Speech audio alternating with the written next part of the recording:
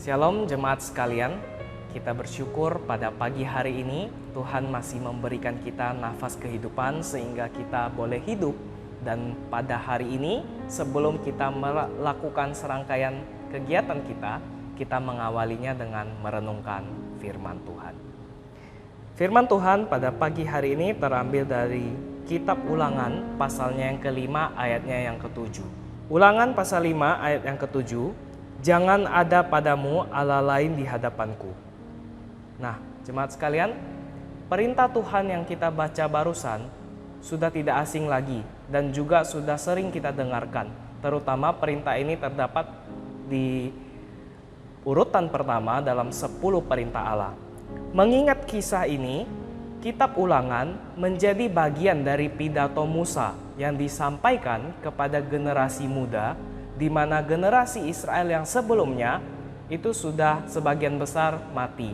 Dan Musa menyampaikan pidato ini untuk mengingatkan kembali terkait kisah-kisah, hukum-hukum dan juga segala peraturan yang harus ditaati oleh generasi yang baru yang akan memasuki tanah Kanaan.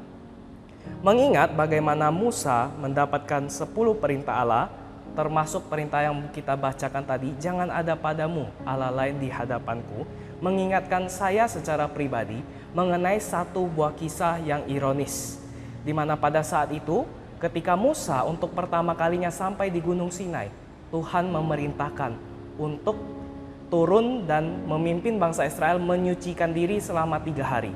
Setelah itu Musa kembali lagi dan menerima berbagai perintah, termasuk 10 perintah ini. Tapi pada waktu yang kedua kalinya dia naik ke Gunung Sinai, perintah ini belum dituliskan ke dalam loh batu. Dan akhirnya mereka semua mendengarkan perintah tersebut dengan baik.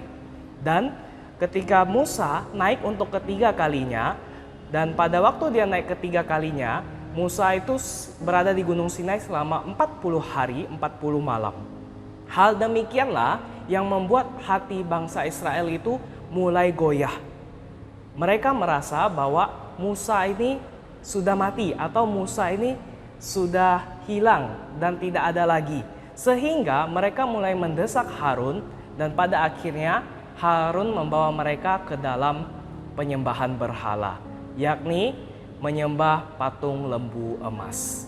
Nah, ironis ya, karena Tuhan sudah menyampaikan 10 perintah ini secara lisan. Dan kemudian pada waktu naik ketiga kalinya, Musa menerima loh batu.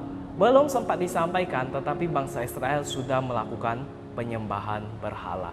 Hal itu membuat Musa marah. Ketika Musa turun, Musa melemparkan 2 loh batu itu sehingga terpecah menjadi 2. Nah, jemaat sekalian, mungkin kita heran melihat bagaimana bangsa Israel ini bisa menyembah berhala di tengah kuasa Tuhan, di tengah Tuhan yang menyatakan dirinya di Gunung Sinai kepada Musa. Kita mungkin merasa aneh dengan bangsa Israel yang bisa menyembah berhala ketika Tuhan menampakkan diri di Gunung Sinai. Tapi bangsa Israel sekali lagi mengingatkan kita juga terkait tentang kehidupan kita. Meskipun kita sudah lama menjadi orang Kristen, meskipun kita sudah bertahun-tahun percaya Yesus, kita pergi ke gereja dan sebagainya, tidak menutup kemungkinan bahwa kita punya Allah asing di hadapan Tuhan.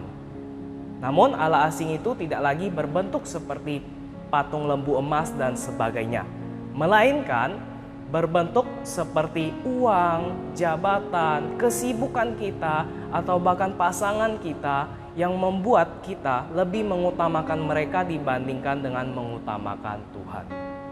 Jemaat sekalian, ini menjadi peringatan bagi kita, sekaligus mengingatkan kepada kita bahwa kehidupan kita senantiasa harus memprioritaskan Tuhan, dan Tuhanlah yang harus menjadi yang terutama. Sehingga pada hari ini kita belajar untuk meruntuhkan tabir berhala dan juga membangun kembali, menegakkan perintah utama, yakni jangan ada padamu Allah lain di hadapanku. Kiranya firman Tuhan ini bisa menguatkan kita semua dan kita terus mengutamakan Tuhan di atas segala hal yang kita miliki. Tuhan Yesus memberkati.